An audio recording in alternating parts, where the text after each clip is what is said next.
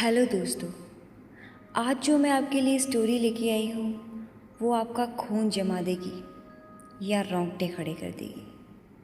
आज जो मैं आपके लिए स्टोरी लेके आई हूँ वो है थॉमस की। साल था 1987।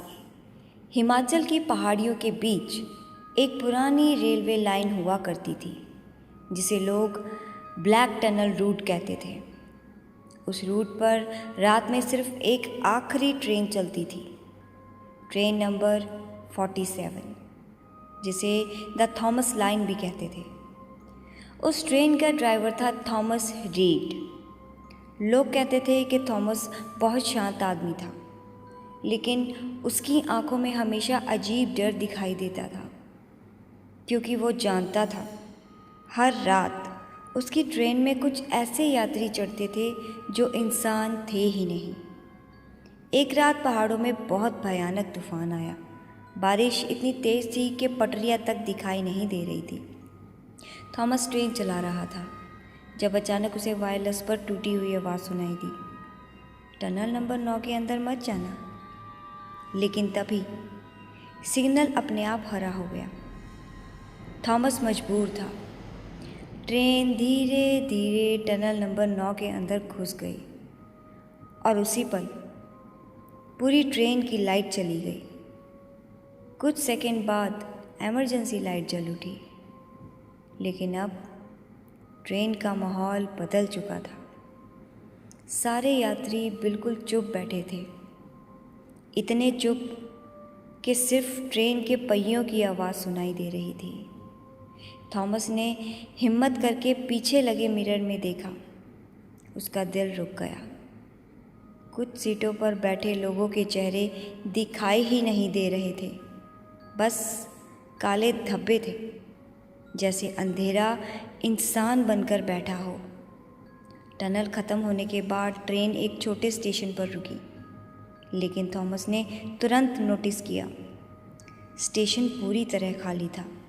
ना कोई कर्मचारी, ना कोई आवाज़, सिर्फ धुंध।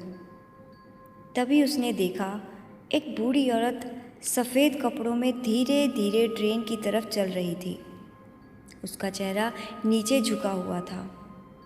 वो ट्रेन में चढ़ी और बिना टिकट पूछे सीधे आखिरी डिब्बे में चली गई। जैसे ही वह अंदर गई, पूरी ट्रेन में अचानक सड़ी हुई स्मेल आने लगी। थॉमस डर गया। उसने सीसीटीवी स्क्रीन ऑन की। स्क्रीन पर सभी डिब्बे दिखाई दे रहे थे, लेकिन आखिरी डिब्बा पूरी तरह काला था। कुछ भी दिखाई नहीं दे रहा था। फिर धीरे धीरे स्क्रीन में 2 सफ़ेद आंखें खुली। थॉमस के हाथ कांपने लगे और तभी सीसीटीवी में उसने देखा वो बूढ़ी औरत अब इंसान जैसी नहीं दिख रही थी। उसकी गर्दन असंभव तरीके से लंबी हो चुकी थी और वो कैमरे की तरफ मुस्कुरा रही थी। अगले स्टेशन तक पहुंचते पहुंचते आधे यात्री गायब हो चुके थे। उनकी सीटें खाली थी, लेकिन सीटों पर गीले हाथों के निशान बने हुए थे। थॉमस ने पैनिक होकर ट्रेन रोकने की कोशिश की, लेकिन ब्रेक काम नहीं कर रहे थे, क्योंकि ट्रेन खुद चल रही थी। फिर वायरलेस पर आवाज़ आई, अब बहुत देर हो चुकी है।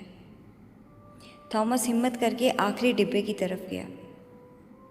जैसे जैसे वो आगे बढ़ रहा था, डिब्बों का तापमान गिरता जा रहा था।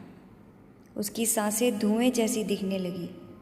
जब उसने आखिरी डिब्बे का दरवाज़ा खोला, उसकी चीख निकल गई।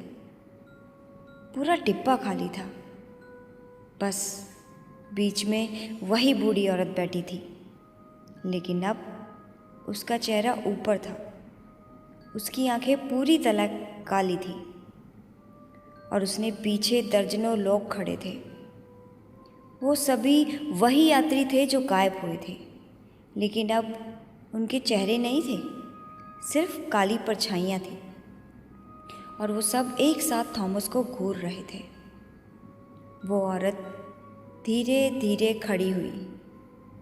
उसकी हड्डियाँ टूटने जैसी आवाज़ कर रही थी। फिर उसने फुसफुसाहट करके कहा, हर रात हमें एक नया ड्राइवर चाहिए। अचानक पूरी ट्रेन में चीखें गूंज उठी, लाइट्स फटने लगी और ट्रेन टनल नंबर 9 की तरफ वापस मुड़ गई। उस रात के बाद थॉमस कभी नहीं मिला। लेकिन आज भी लोग कहते हैं कि तूफ़ानी रातों में पहाड़ों के बीच एक पुरानी ट्रेन दिखाई देती है। उसकी खिड़कियों में बैठे लोग हिलते तक नहीं। अगर कोई उस ट्रेन में बहुत करीब चला जाए तो उसे अंदर ड्राइवर की सीट पर थॉमस दिखाई देता है। उसकी आंखें पूरी काली होती हैं और वो धीरे धीरे मुस्कुराकर कहता है, अगला स्टेशन तुम्हारा है। तो दोस्तों, ये थी एक खौफनाक सच्ची घटना। आशा करती हूँ आपको ये कहानी पसंद आई होगी। पसंद आई तो सब्सक्राइब करके जाइएगा। मिलती हूँ एक और नई खौफनाक स्टोरी के साथ।